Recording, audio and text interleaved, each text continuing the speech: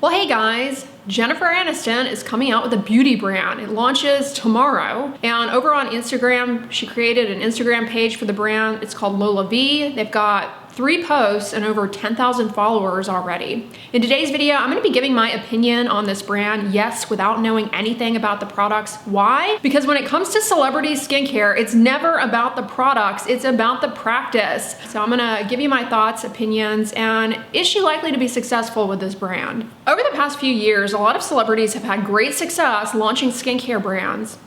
Rihanna, for example, and more celebrities are catching in on this trend of creating a skincare brand or a beauty brand because they realize it can be incredibly lucrative to leverage their influence. Ariana Grande, Hailey Bieber, Harry Styles, they're following suit and they're gonna be launching their brands. But not all celebrities have great success with launching a skincare brand. Many of them fizzle out and end up on the shelves of TJ Maxx with a big sticker on them, sometimes in a cage. Why do celebrities do this? Why do they create skincare brands? Shouldn't they be acting, singing, dancing? I mean, that's what we follow them for.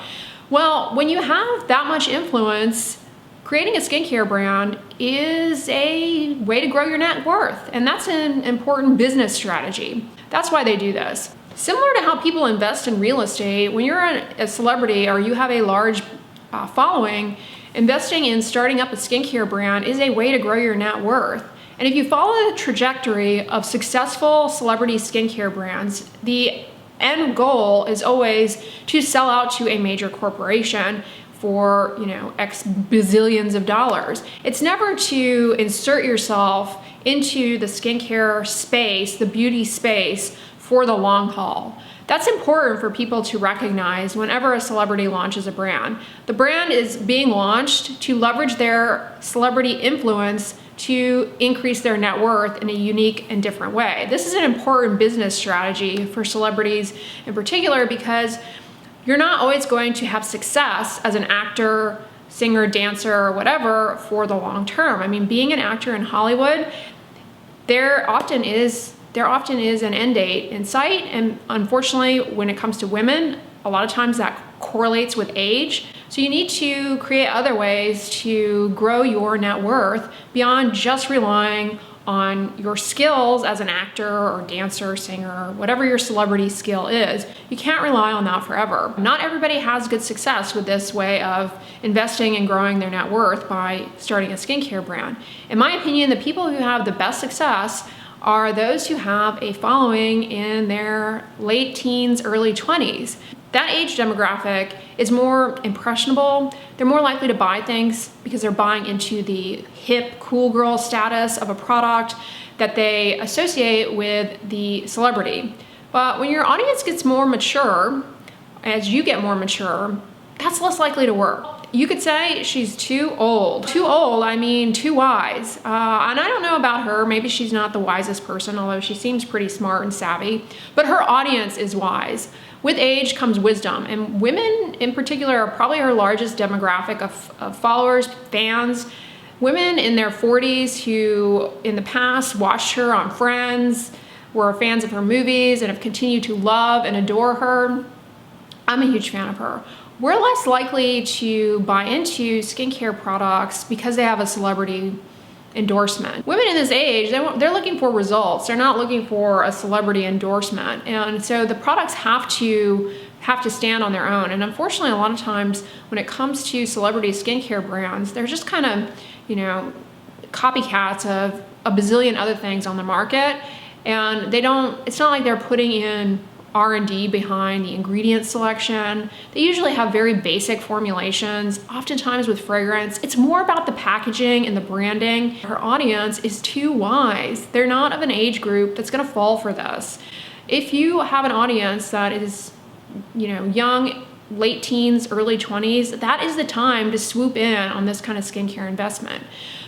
But that's not to say that all people whose following is in that age demographic are going to have success in the skincare market either. You do still need to have some degree of credibility, and more consumers are suspicious, doubtful, and not buying into celebrity endorsements. There was this marketing study that showed that over 50% of online shoppers were influenced not by influencer recommendations, not by celebrity endorsements, but by user-generated content. That means actual people, real people in the real world who actually buy these products and leave reviews on different sites. That's what's starting to carry more weight.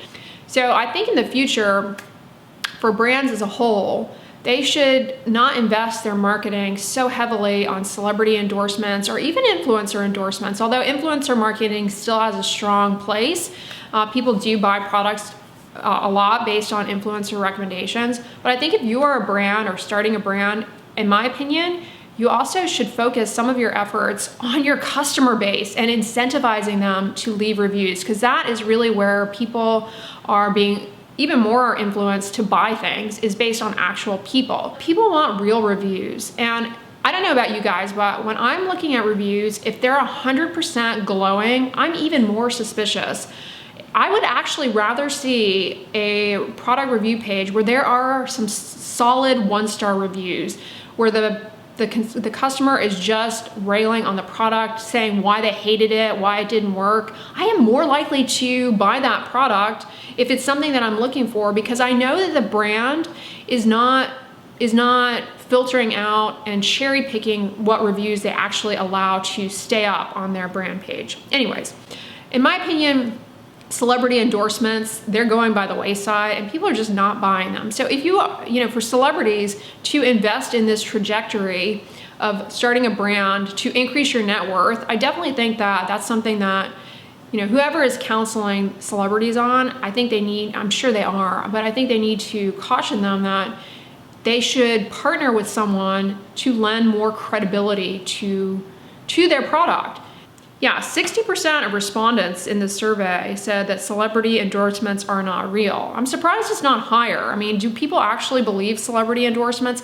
Content created by actual customers is perceived as being the most authentic. So shoppers are looking not only for customer reviews, but they're also looking for customer-generated videos and photographs on social media. So if you're a customer, brands should incentivize you not only to leave a review, an unbiased review, but also to post, quick little video clips from your phone, whatever, that, isn't like the highly edited stuff that you see on an influencer's Instagram feed or anything like that. Yeah, in order for her to be successful with this brand, personally, I think she should partner up with maybe a dermatologist.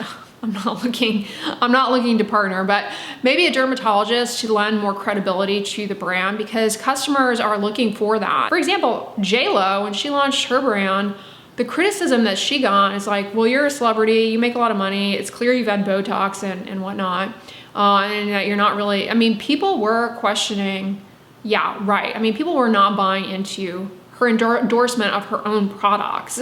All right, Jennifer Aniston, could she increase the credibility of this brand by partnering with a dermatologist? Probably, but honestly, is a dermatologist the best way to increase the credibility of your brand? Customers may think so. That may be the perception is that partnering with a dermatologist is the best way to increase brand credibility. But I would argue, not always. As a dermatologist, I know that certain ingredients are great for certain skin issues. I can talk about licorice root being good for hyperpigmentation, redness, it's anti-inflammatory. But licorice root you can find in a lot of skincare products. But it turns out how the licorice root is processed and the parts of the plant that are utilized, that actually dictates the overall abundance of certain beneficial compounds that lead to these outcomes of reducing pigment transfer and giving a skin brightening effect. Yeah, it's not really common dermatologic knowledge that a dermatologist is going to possess that, oh, this part of a plant has the highest concentration of this cosmeceutical ingredient. Some derms do. They spend a lot of time, trying to research that. But what I'm saying is that you can partner up with a dermatologist to endorse your product. It doesn't necessarily mean that it is a credible recommendation either, because first and foremost, our job is the diagnosis and treatment of diseases of the skin, hair, nails, and mucous membranes, not cosmetic formulation. So to lend further credibility to your brand, I do think having a dermatologist on board is a great strategy, because we do have a lot of expertise in skin issues and ingredients that benefit those skin issues, but we don't have expertise in cosmetic formulation and ingredient selection, especially with the boom of using botanics in skincare products. That is an area where products can say, hey, we've got this ingredient, but is it the most quality preparation of that ingredient? Does it have the components of that botanic extract that are necessary for the skin beneficial outcomes? Or is it just mostly water? Even though people love her and adore her, being loved and adored doesn't make you an authority on skincare. And her following is women who are savvy to this and are looking for some more credible angle. So I think it would behoove her to partner up with a dermatologist, or honestly a cosmetic chemist, someone that can be more of the face of the brand than just her. But ultimately, you have to understand, not only are the endorsements questionable, but starting a skincare brand, the goal of starting a skincare brand is not to do good in the world, it is to increase your net worth. It's like buying real estate. I mean, would you buy a condo out in the suburbs where the majority of that community are homeowners? People move there to buy a home. They don't move there to buy a condo. And they move there and then commute in to maybe a metro area where they commute in for work. And it's not a vacation hub. People don't go there for vacation. There's no tourism in that particular location. So you're gonna have a difficult time selling it or renting it out or whatever, because there's not a market there for condos. As opposed to buying a condo at the beach or somewhere where people are coming in on a regular basis to vacation, looking to buy that kind of property. That's where you're going to invest in a condo, not, somewhere out in the suburbs where nobody is buying condos. It just doesn't make sense. And I think when it comes to creating a skincare brand, if you're an influencer or a celebrity, your following is part of your market. And you have to be very savvy to their wants, needs, and their criticisms. I saw something on the brand Naturally You that kind of implies you're gonna go the more natural ingredient route, which is fine.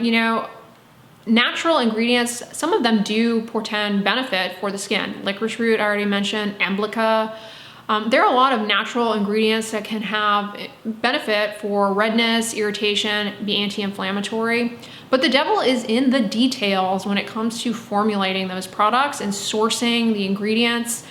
And I think that it's easy to just put that on an ingredient label, but is the quality of the preparation there? Speaking of natural, I did see one of the 3 images look like bamboo, so maybe there's gonna be some bamboo in some of her products. This is not her first time around the Ferris wheel though when it comes to being in the beauty space. In 2012, she bought partial stake in the hair care brand Living Proof, and she was the face of the brand for a while. Now, when the brand sold to Unilever, she disassociated herself from that. She's also got a perfume and fragrance brand. I think it's LolaVie as well. She's also the face of Aveeno, and recently became the chief creative officer of Vital Proteins, collagen peptides, which I've talked about collagen peptides and skincare products before. So she obviously has really, put a lot of her investment portfolio, if you will, into beauty. And she's had success. I mean, Living Proof is a really popular, well-liked brand. And I think that the success that she's had up until this point, she has not been the face of the brand. And I think that has been a benefit to her. And hopefully she will kind of lean into that more moving forward. And this will not be perceived by people as a celebrity brand. I think that is actually a safer way to go than to be the face of the brand. But honestly, when these brands are successful, whether it be celebrity brands or new, influencer launch brands, remember, it is an investment. It is a way to increase the celebrity or influencer's net worth. And so the end goal, in most cases, is going to be to sell your brand to someone like Estee Lauder, who now owns the majority of Decium, or sell your brand to Unilever, who now owns Paula's Choice, or to sell, you know, also owns Living Proof. It is not to be this ongoing beacon of skin, hair, beauty advice, products that people can feel good about using. And that's important because a lot of brands will lure you in with a lot of ethical promises, and then they end up selling out to these big brands in the end. And you really have to question, were they ever sincere?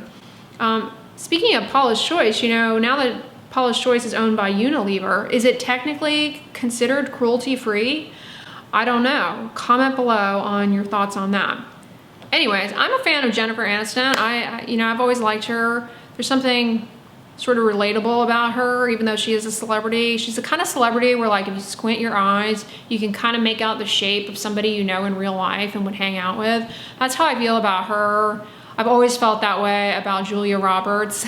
I'm a huge Julia Roberts fan. Anyways, yeah, I mean, I like Jennifer Aniston a lot, and I don't want her to fail because I like what I see of her.